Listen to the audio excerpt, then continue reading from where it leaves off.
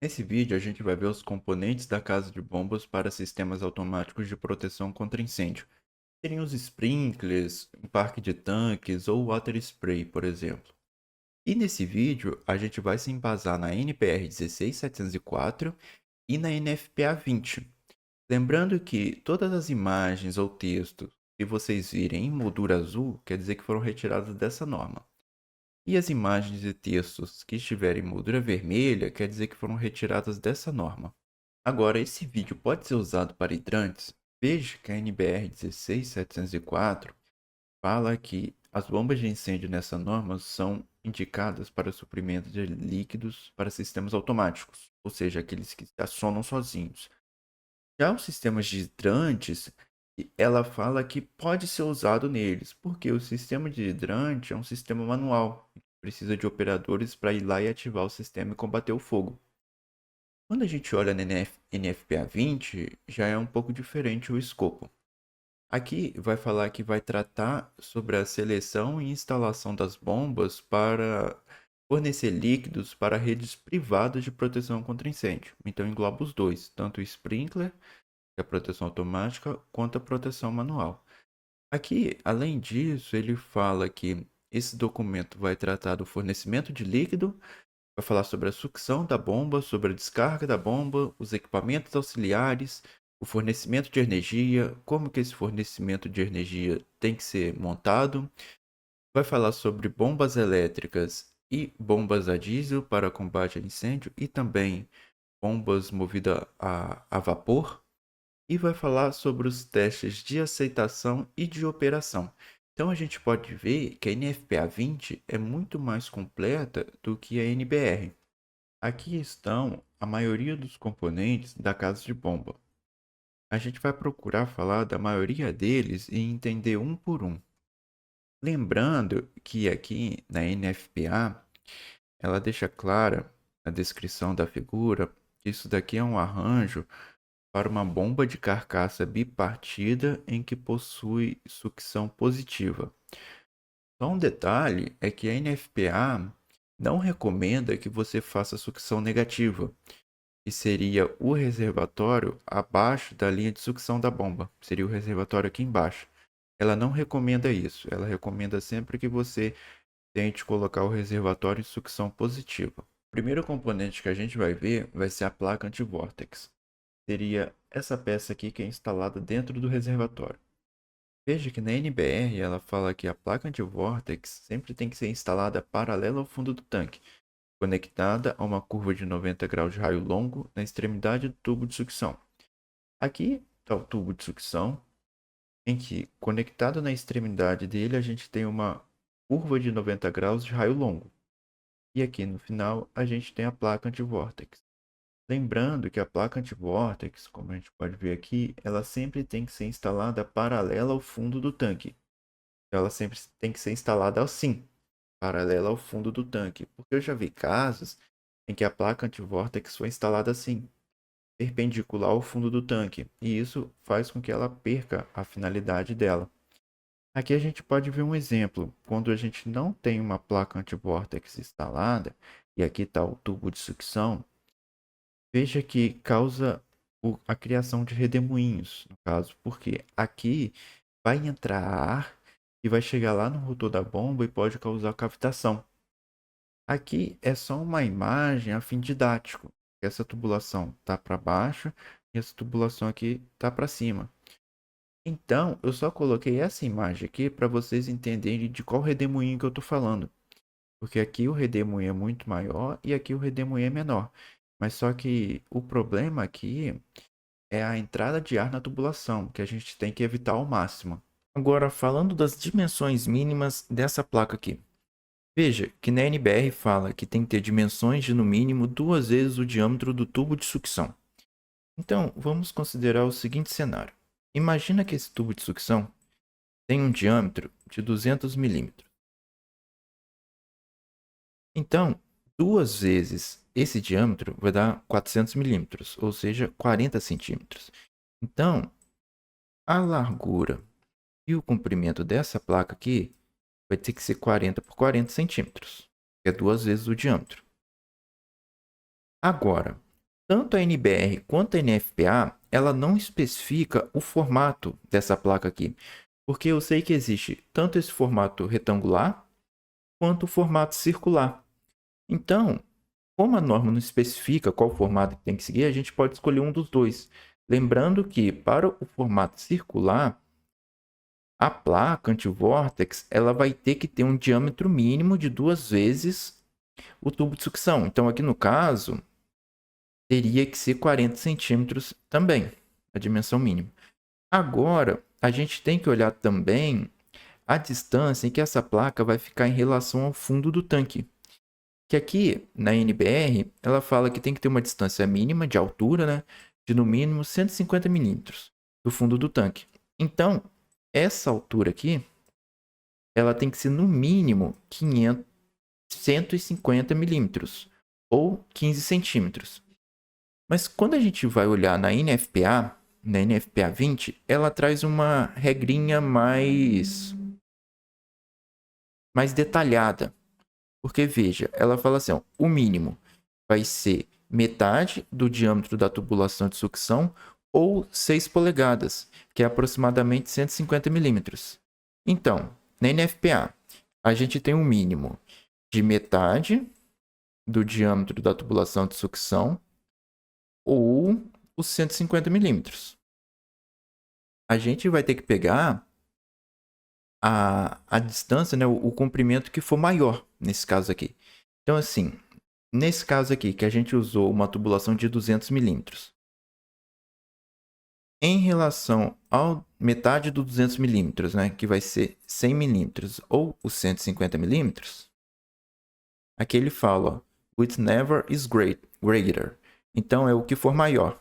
Nesse caso aqui, qual que é maior? Os 150 milímetros ou 100 milímetros? No caso aqui, o maior, 150 milímetros. Beleza. Mas e agora, se essa tubulação de sucção tivesse 400 milímetros de diâmetro? Então, eu ia fazer o 400 dividido por 2. Então, aqui ia ficar 200. E no outro fator, eu teria 150. Então, qual dos dois aqui é maior? Seria o 200. Então, de acordo com a NFPA 20, se eu tenho uma tubulação de sucção de 400 milímetros de diâmetro, essa altura da placa anti-vortex em relação ao fundo do tanque vai ter que ser o 200 milímetros. Não vai ter que ser os 150 milímetros. Assim, a NFPA, ela detalha mais isso. Você pode ver que na NBR, ela só fala que a distância mínima tem que ser 150 milímetros e não traz mais nenhuma informação. Já a NFPA, ela se aprofunda mais nesse quesito. O próximo dispositivo que a gente vai olhar é essa válvula gaveta de haste ascendente. Veja só o que esse trecho da NBR fala.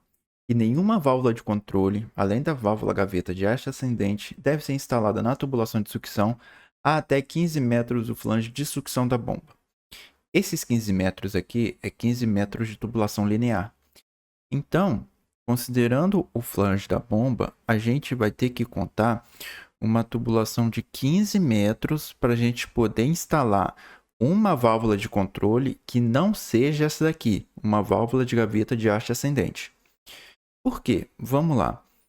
Veja só, essa daqui e essa daqui é uma válvula gaveta de haste ascendente. Perceba que quando está tudo aberto aqui, eu tenho 100% do fluxo da água, essa haste ela vai subir. Então, a gente consegue claramente chegar na casa de bomba, bater o olho nesse dispositivo e saber que ele está aberto. Aqui, a gente olha para esse dispositivo, como a haste está para baixo, e a gente sabe que ele está fechado. Isso é muito importante no caso de um sinistro, no caso de um incêndio. A gente já saber que ele está aberto. Aqui é um corte no meio dessa válvula aqui. Veja que quando está fechado, fecha 100% fluxo de água.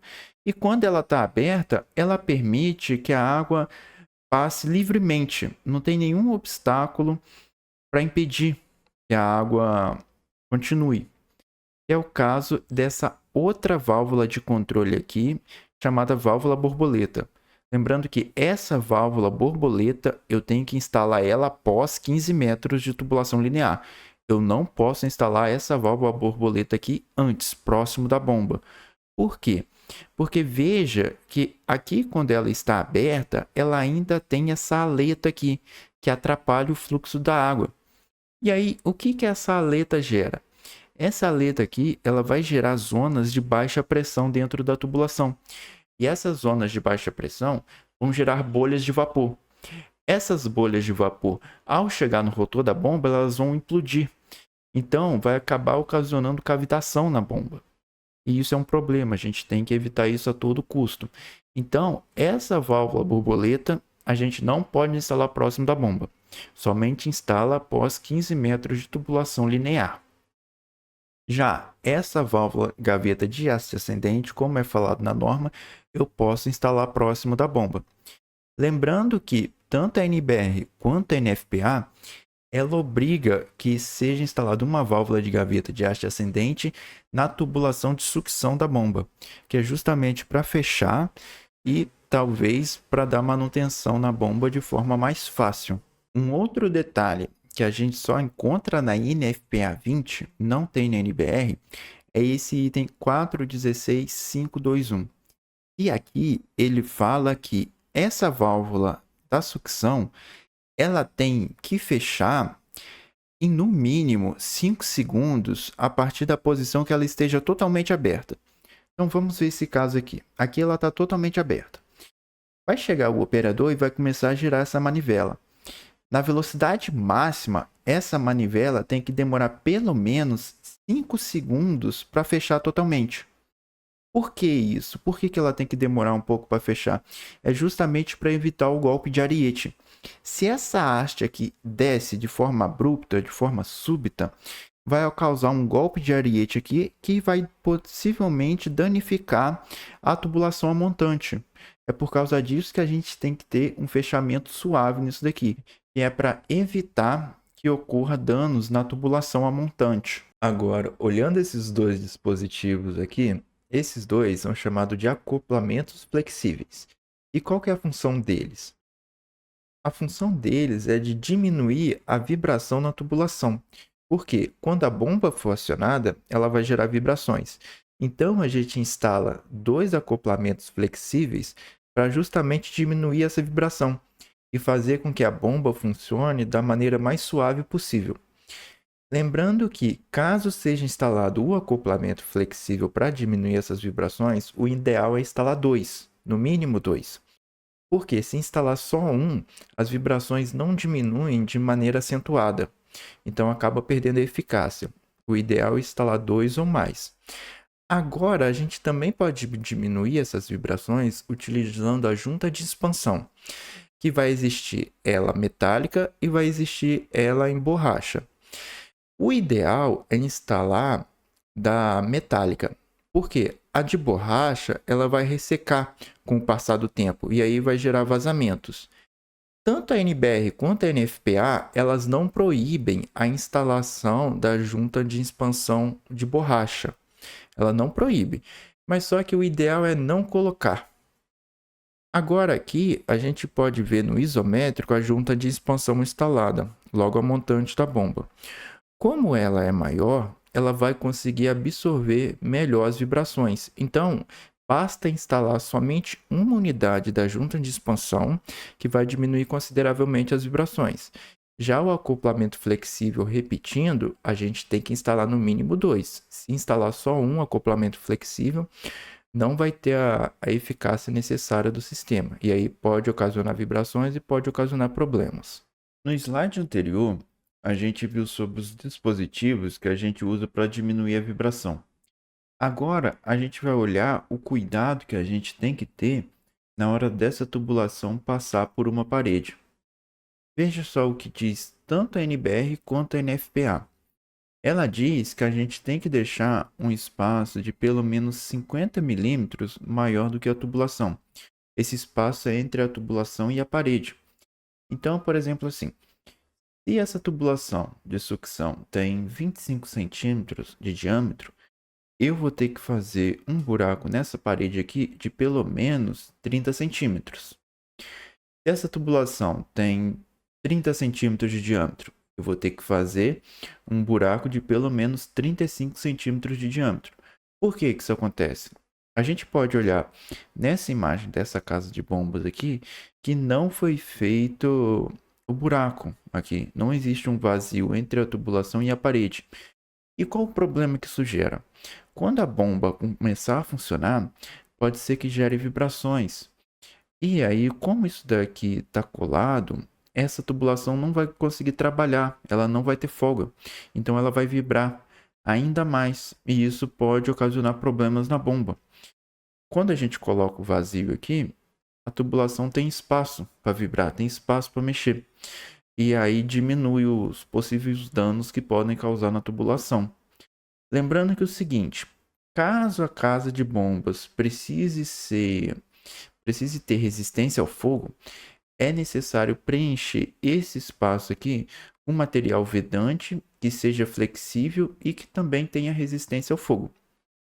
Agora, tanto nesse trecho da NBR quanto nesse trecho aqui da NFPA, eles afirmam que a gente não precisa deixar o espaço entre a parede e a tubulação. Ou seja, a parede pode ser colada na tubulação, desde que eu instale dois acoplamentos flexíveis, um nessa face da parede e outro acoplamento flexível na outra face da parede. Desde que a distância da parede até um acoplamento flexível seja de no máximo 300 milímetros ou 30 centímetros. Então eu vou colocar um acoplamento flexível aqui e deixar um espaçamento no máximo dessa parede 30 centímetros. Do outro lado, a mesma coisa. Então, fazendo isso, ou colocando um acoplamento flexível de cada lado da parede, ou deixando um espaço entre a tubulação e a parede, eu vou garantir desses dois jeitos que a vibração diminua. Falando sobre os suportes para as tubulações, que seriam essas barras em branco aqui que está deixando a tubulação fixa. Acontece que tanto a NBR quanto a NFPA, elas não especificam como que tem que ser feita essa instalação. Mas só que cada casa de bomba vai ser um caso específico. A gente tem que analisar o layout para saber aonde que vamos instalar essas tubulações de forma que a gente garanta que toda essa tubulação aqui vai ficar fixa, que ela não vai se mexer. Por quê? Porque a bomba de incêndio, ela é programada, ela é instalada, ela é fabricada para já garantir a pressão nominal de forma súbita, de forma rápida. Assim que for aberto um hidrante ou um bico de sprinkler começar a funcionar, essa bomba já tem que entregar a pressão nominal de forma rápida. Então, ela vai dar um tranco forte. Caso essa tubulação aqui se mova, pode ocasionar danos na bomba, pode até romper o rotor. Então, nós temos que garantir que toda essa tubulação fique fixa, de forma que a gente garanta com que todo o sistema vai trabalhar de forma segura. Olhando para essa peça aqui agora, que pode ser tanto um redutor excêntrico quanto um multiplicador excêntrico. O que acontece? Quando o diâmetro da tubulação é maior que o diâmetro de entrada da bomba, eu vou ter que diminuir a tubulação. Então, eu vou ter que colocar uma conexão chamada de redutor excêntrico. Agora, quando a tubulação de sucção possui um diâmetro menor do que o diâmetro de entrada da bomba, eu vou ter que colocar um multiplicador excêntrico. Acontece que eu nunca vi ser utilizado um multiplicador excêntrico nesse caso aqui. Na grande maioria dos casos, a gente sempre vai utilizar ou redutor excêntrico ou não vai utilizar nenhuma conexão para reduzir o diâmetro. Acontece que, nesse caso aqui, que é o correto, que é falado tanto na NBR quanto na NFPA, a gente tem que usar o redutor excêntrico, sendo que a parte lisa tem que ficar para cima. Por quê? Fazendo isso daqui, você vai evitar o surgimento de bolhas de ar nessa região aqui. E aqui está a parte incorreta. Aqui foi utilizado um redutor concêntrico e não deve ser usado nesse caso. Por quê? Como essa parte aqui é inclinada, aqui surge bolhas de ar, que pode ocasionar cavitação na bomba. Então, o jeito correto de se fazer é sempre esse daqui, com redutor excêntrico, com a parte dele lisa voltada para cima. Outro ponto que a gente tem que ter muita atenção na hora de fazer o projeto da casa de bomba é a respeito do posicionamento das conexões, tanto dos cotovelos quanto dos T's. O que acontece? Nesse caso aqui, não pode ser usado dessa maneira, o cotovelo não pode ficar nessa posição. Por quê? Porque aqui, quando a água vier do reservatório e chegar à bomba, nessa região aqui vai ocasionar um local com baixa pressão. E isso vai gerar bolhas de ar. E as bolhas de ar vão prejudicar a bomba. Então, a gente não pode colocar o cotovelo bem próximo da bomba. Como que tem que ser feito? Tanto a NBR quanto a NFPA, ela fala que a distância entre o flange da bomba e a flange do T cotovelo é maior que 10 diâmetros do tubo. Ou seja, se esse tubo de sucção aqui, digamos que tenha 25 centímetros de diâmetro, eu vou ter que deixar um espaço entre a bomba e esse cotovelo de 2,5 metros. Eu vou ter que jogar esse cotovelo aqui 2,5 metros para trás, porque aí vai ficar uma tubulação livre que não vai prejudicar a bomba. Aqui a gente pode ver outros exemplos das maneiras corretas e incorretas que fazem a instalação. Por exemplo, essa regra aqui, como é falado aqui, vale tanto para T quanto para cotovelo. Então, quando eu tenho um T bem próximo da bomba, porém a tubulação está vindo de cima para baixo, eu ainda assim tenho que garantir nessa parte aqui uma distância de 10 vezes o diâmetro da tubulação de sucção. Veja nesse caso aqui, ó. Aqui é incorreto. Então, aqui a distância está menor que 10 vezes e não pode ser usado nesse caso. Olhando aqui, é justamente esse caso aqui, porém, ao invés de ser usado um cotovelo, está sendo usado um T. Aqui justamente exemplifica esse caso aqui. E aqui está correto, que tem 10 vezes o diâmetro dessa tubulação aqui. E aqui está incorreto, porque essa tubulação reta aqui é muito curva. Agora, olhando esse caso aqui, quando a gente tem a tubulação chegando paralela ao rotor da bomba, tanto vindo nessa direção quanto nessa direção, eu não preciso me preocupar com essa regra aqui. Eu não preciso deixar essa distância aqui entre a conexão e a bomba com uma tubulação de comprimento 10 vezes o diâmetro da tubulação de sucção. Por que isso daqui acontece? Foi a NFPA que publicou esse estudo aqui. Então, lá eles possuem laboratórios em escala real. E foi constatado, através desses estudos, em que não há criação de uma região de baixa pressão quando a tubulação é instalada dessa maneira. Sendo assim, desse jeito aqui, a tubulação funciona de maneira segura. Porém, desses outros jeitos aqui, aí é necessário seguir a regra, é necessário uma atenção maior na hora de fazer a instalação da tubulação. Durante grande parte desse vídeo, eu falei bastante que a gente tem que evitar a cavitação na bomba. Agora eu vou explicar o que é esse fenômeno e por que ele é tão danoso para o rotor. Veja, aqui eu tenho uma imagem puramente ilustrativa, puramente didática. A gente tem uma água que está fervendo no fogão. Acontece que essa água fervente a gente pode ver ela no estado líquido e no estado gasoso. Isso daqui são bolhas de vapor. Então, assim, imagine essa água fervendo aqui no nível do mar, no Rio de Janeiro.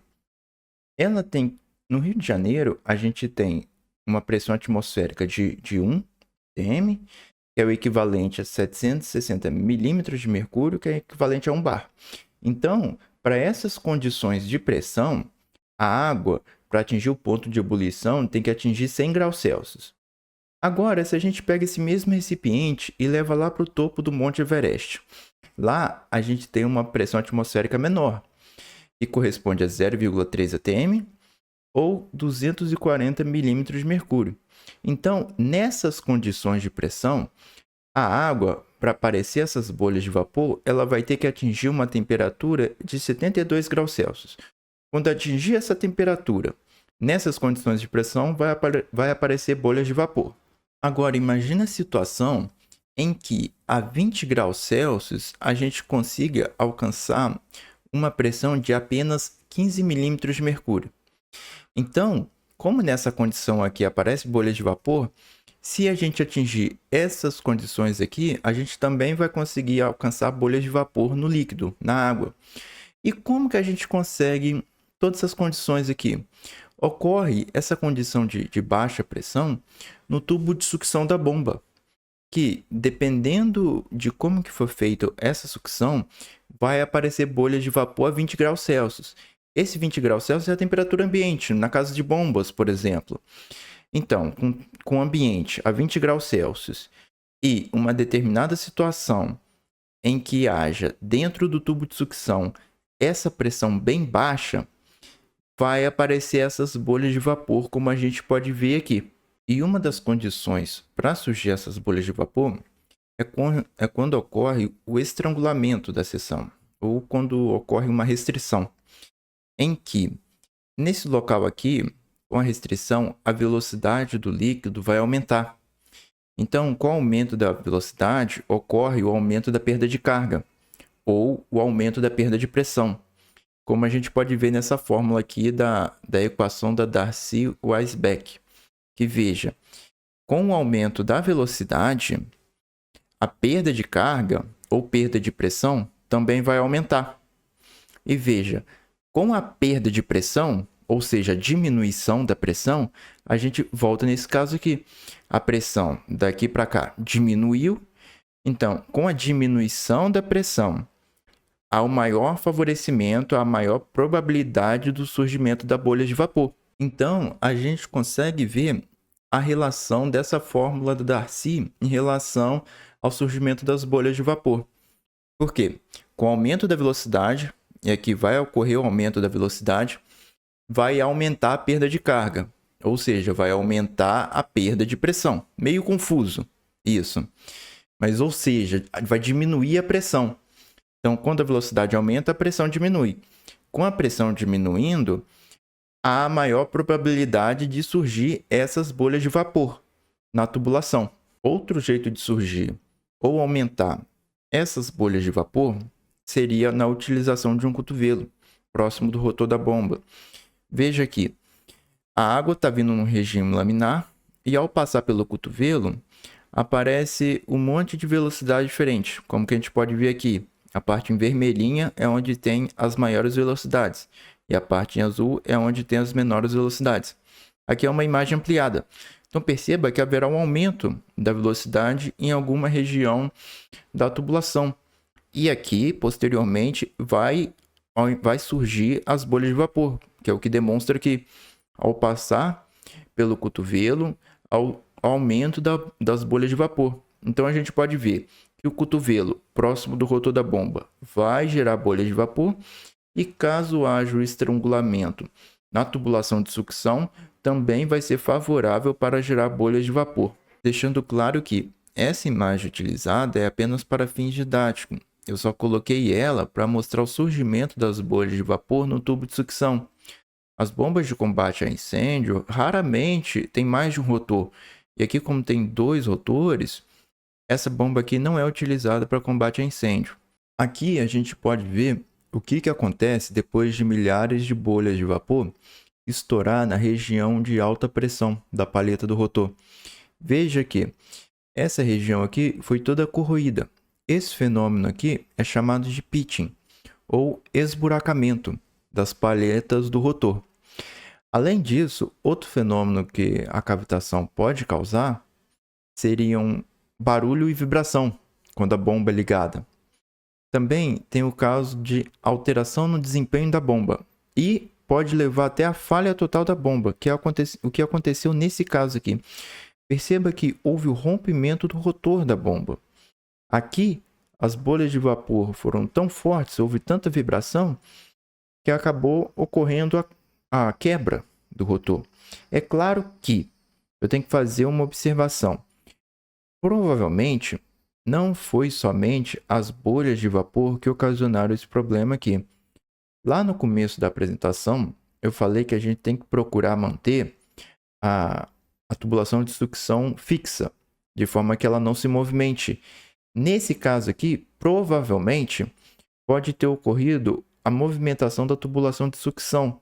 Ela não estava bem fixada.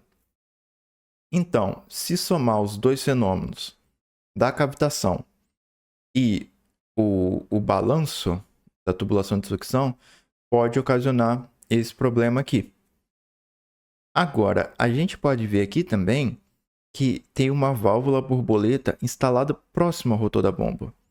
Eu tinha alertado lá no começo da apresentação que não se pode usar essa válvula borboleta aqui. Por quê?